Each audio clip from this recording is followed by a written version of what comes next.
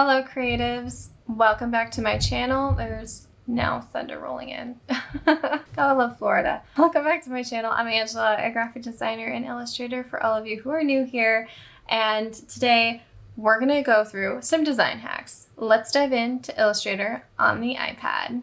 For our first hack, it has to do with the pen tool and the pencil tool. I know the pen tool is a pain point for a lot of people, but let's choose our pen tool. Let's choose a color. We're just gonna stick with black for now for our stroke color. Now for the pen tool, let's say you're drawing something. Let's draw a glass, since I have a glass sitting in front of me. And it doesn't look that great, correct? So let's take our pencil tool, right? Okay.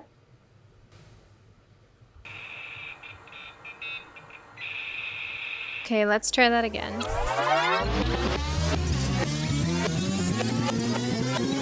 So I have Illustrator open. Let's null the fill color for now and just use the stroke color. So my first hack has to do with the pen tool and the pencil tool. I know the pen tool is a pain point for most. Let's say you are illustrating something. I'm going to illustrate the glass that's sitting right in front of me. But we made a mistake. I didn't close my shape. So let's choose our pencil tool to complete the shape by just drawing over. And it connects the path for you automatically. The next hack is you have your glass, but you created the wrong type of point. So with the pen tool selected, you can double tap on any point and it will change the point from whatever type of point it was. So that was a blunt end point. It changed it to a workable end point. And then you can modify it from there.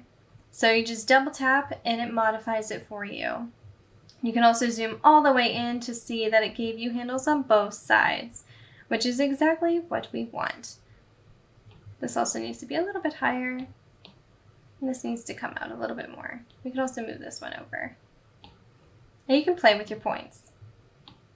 And we have the makings of our glass here. You can take any shape and make it into a complex vectored path. All of those multi-line paths that you see all over where they have all these really cool geometric gradient lines going through as a poster, you can create one of those as well. Take our little glass off to the side here.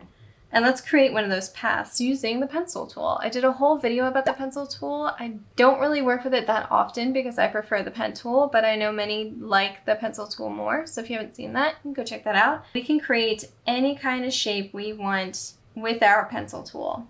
Let's just draw something, anything. With this, we can take it, duplicate it, bring it over here, hold down your touch selector and slide it to any direction till it turns white, and then you can decrease from the center.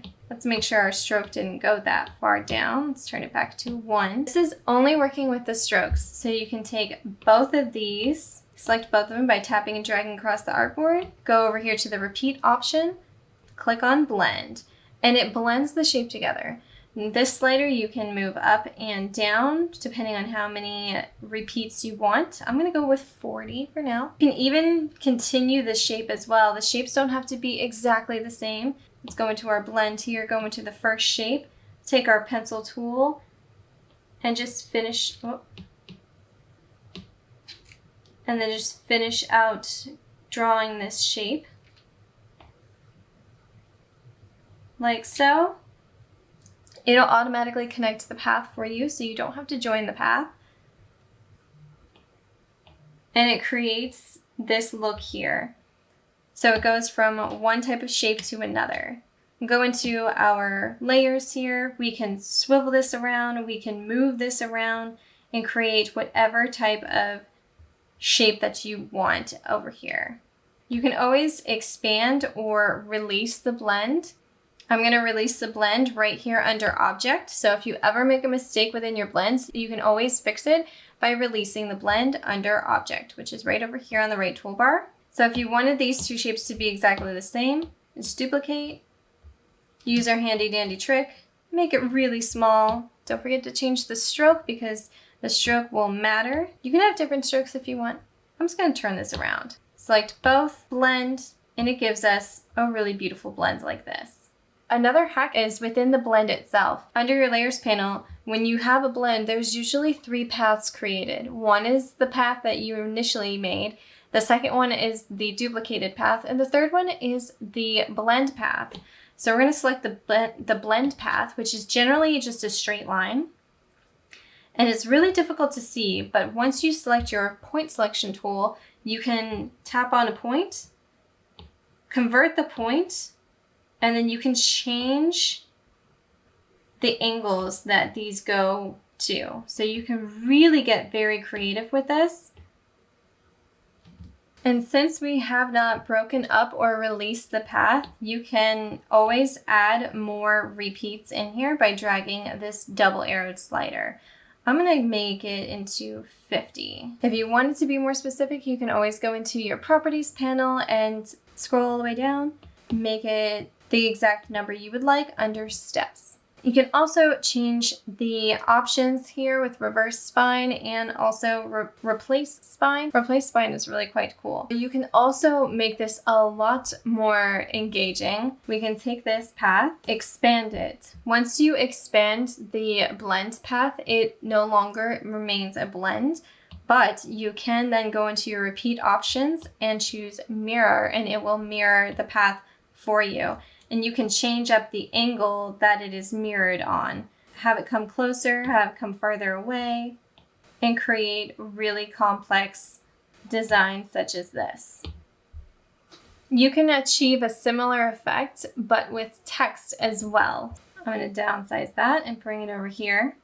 So if you wanted to create something like this with text, just choose our type tool. I'm going to choose something very easy, and I'm going to choose an S.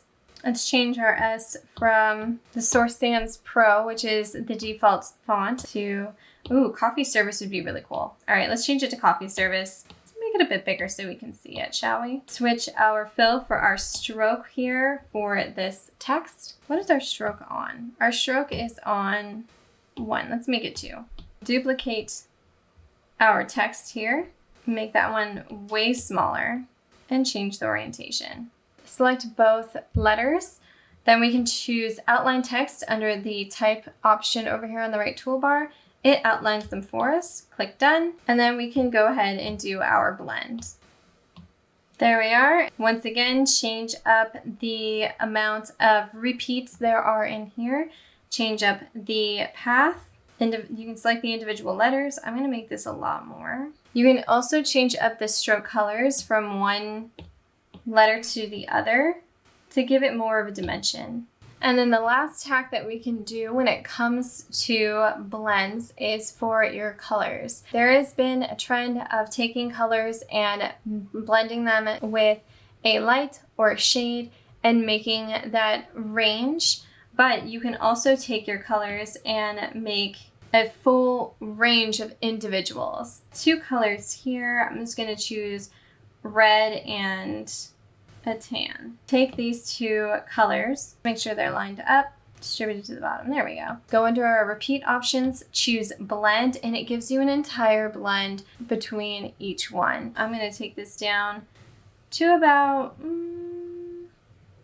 let's do 9. Then you can expand them, and you have individual colors right here at the ready for any of your pieces. You can do this with any color scheme. So you can do this with 2, 3, or 4 colors. You can do it with as many colors as you want. It gives you a whole array of colors to work with. I'm going to expand them and ungroup them. And those are just a few simple design hacks that you can use to apply to your pieces and create some really intricate designs with some very beautiful color schemes.